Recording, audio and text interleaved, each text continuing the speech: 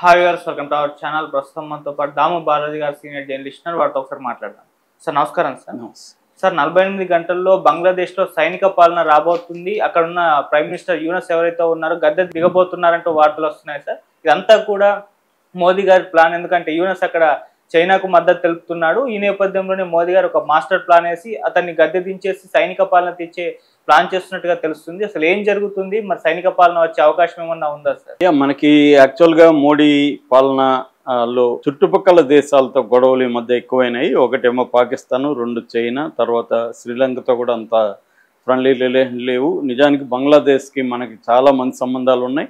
అట్లాంటిది గత కొంతకాలంగా అంటే లాస్ట్ జూలై తర్వాత ఆగస్టు నుంచి మనకి బంగ్లాదేశ్కి మధ్య కూడా అనేక ఘర్షణలు చోటు చేసుకుంటున్నాయి.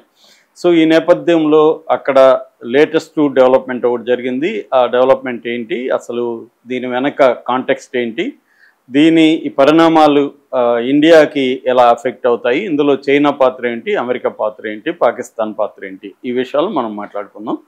సో యాక్చువల్గా బంగ్లాదేశ్లో అవామీ లీగ్ సంబంధించిన షేక్ హసీనా ప్రధానమంత్రిగా పార్టీ నడుపుతున్నారు. షేక్ హసీనా ఉన్నప్పుడు ఇండియాకి బంగ్లాదేశ్కి మధ్య చాలా మంచి సంబంధాలు ఉన్నాయి. సో ఎందుకంటే అది బంగ్లాదేశ్ ఏర్పడడానికి ఒక రకంగా ఇండియానే కారణము. 1972లో బంగ్లాదేశ్ ఏర్పడింది. సో దానికి అప్పట్లో ఇందిరాగాంధీ హెల్ప్ చేసింది. సో దాన్ని బంగ్లాదేశ్ లిబరేషన్ మూమెంట్ అని చెప్తారు. సో ఆ తర్వాత నుంచి కూడా మనకి బంగ్లాదేశ్తో ఓవరాల్గా మంచి సంబంధాలే ఉన్నాయి. ముఖ్యంగా హసీనాతో మనకి మంచి సంబంధాలు ఉన్నాయి. మోడీ ప్రభుత్వానికి హసీనా ప్రభుత్వానికి బ్రహ్మాండంగా రిలేషన్షిప్స్ ఉన్నాయి. ఈ నేపథ్యంలో అక్కడ లాస్ట్లో జూలై రెవల్యూషన్ అనేది వచ్చింది. లాస్ట్ ఇయర్ జూలై రెవల్యూషన్ అంటే ప్రధానంగా విద్యార్థుల తిరుగుబాటు. దీనికి ప్రధాన కారణం అక్కడ కోటా అంటే ఉద్యోగాల్లో దాదాపు 30% బంగ్లాదేశ్ ఈ లిబరేషన్ వార్లో పాల్గొన్న వాళ్ళ ఫ్యామిలీస్కి 30% కేటాయించడం అనేది జరిగింది. దాన్ని వీళ్ళు వ్యతిరేకించారు. కానీ సుప్రీంకోర్టు 30% కోటాని మేము రద్దు చేయలేమని ప్రకటించడంతో విద్యార్థులంతా తిరుగుబాటు చేశారు. సో ఆ తిరుగుబాటు దేశవ్యాప్తంగా పెద్ద స్థాయిలోకి వెళ్ళిపోయింది.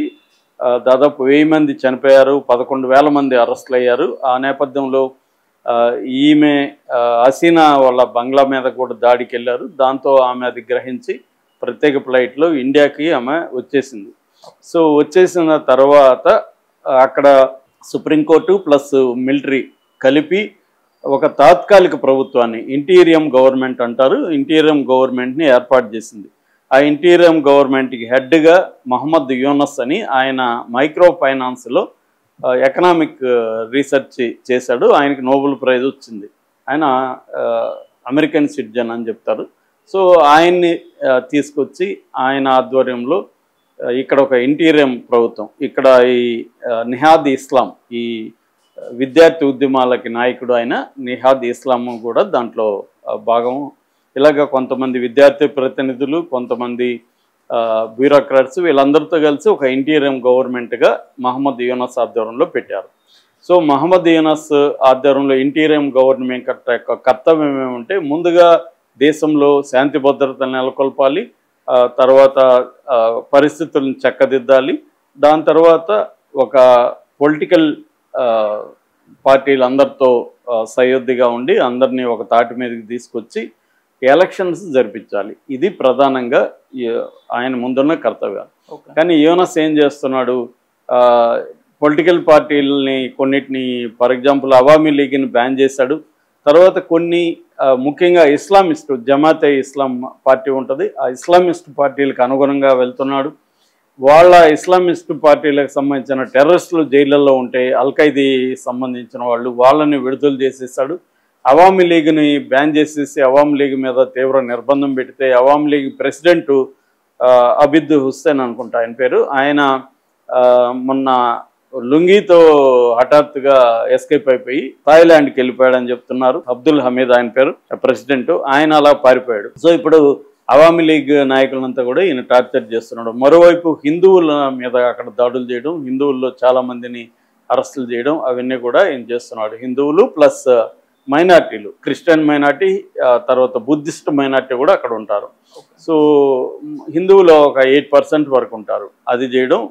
తర్వాత ఏంటంటే ప్రతిదానికి ఒక కమిషన్ వేయడం చేస్తున్నాడు. దాదాపు 15 కమిషన్లు వేశారు ఇప్పటి వరకు, విచారణ కమిషన్లు 15 వేసి ఒక్కొక్క రంగం, political reforms, economic reforms, peace reforms, అలాగా 15 వేశాడు. అవి ఆ రిపోర్ట్లన్నీ రావాలి, మళ్ళీ ఇవన్నీ అన్ని పొలిటికల్ పార్టీల దగ్గరికి తీసుకెళ్ళి ఈ రికమెండేషన్స్ ఏవేవి ఓకే కాదని మళ్ళీ దాని మీద ఒక కాన్సెన్సస్ కమిషను వేశారు. ఇవన్నీ అవడానికి ఎప్పుడవుతుంది అంటే ఆయన కావాలనే కాలయాపన చేస్తున్నాడు, తను ఎక్కువ కాలం పరిపాలించాలని ప్లాన్ చేస్తున్నాడు. ఆల్రెడీ 9 నెలలు అయిపోయింది.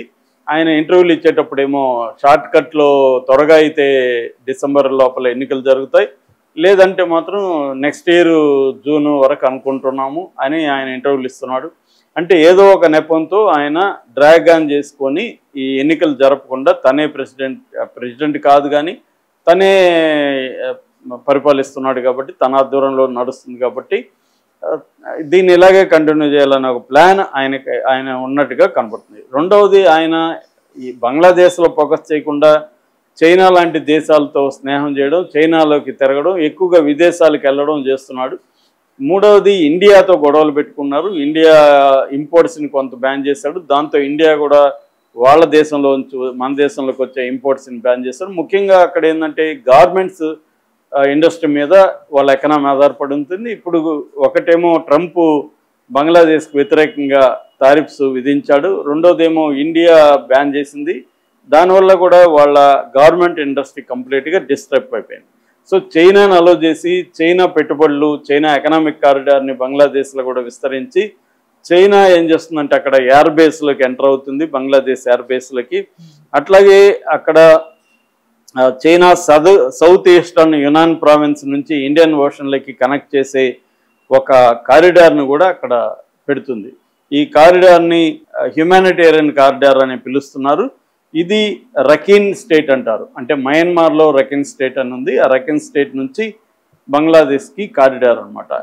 ఇది land and maritime corridor.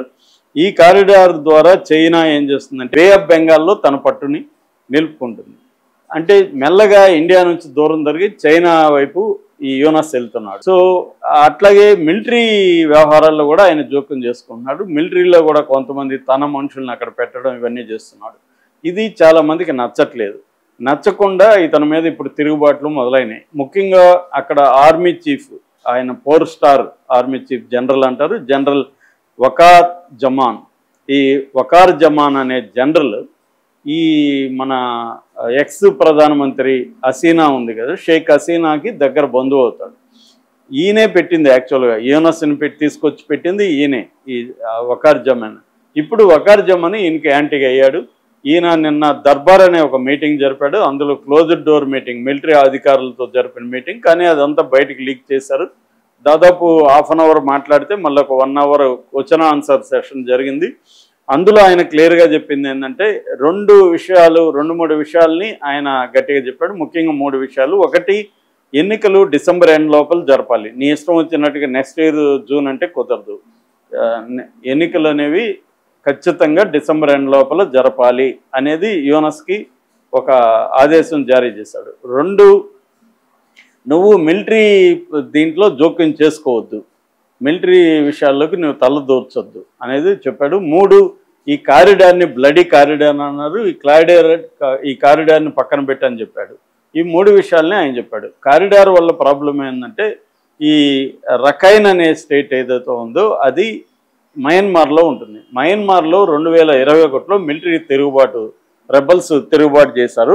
Rebels ఆధ్వర్యంలో ఆ కంట్రీ ఉంది. అమెరికా ఏం చేసిందంటే బర్మా యాక్ట్ అనే ఒక చట్టాన్ని అక్కడ తీసుకొచ్చి అమెరికా ఈ రోహింగ్యాలు ఈ మిలిటరీకి వ్యతిరేకంగా ఇప్పుడు ఏదైతే ప్రభుత్వం మయన్మార్లో ఉందో ఆ ప్రభుత్వానికి వ్యతిరేకంగా అక్కడ కొన్ని ఆర్మ్డ్ గ్రూప్స్ పోరాడుతున్నాయి, రెబల్ గ్రూప్స్.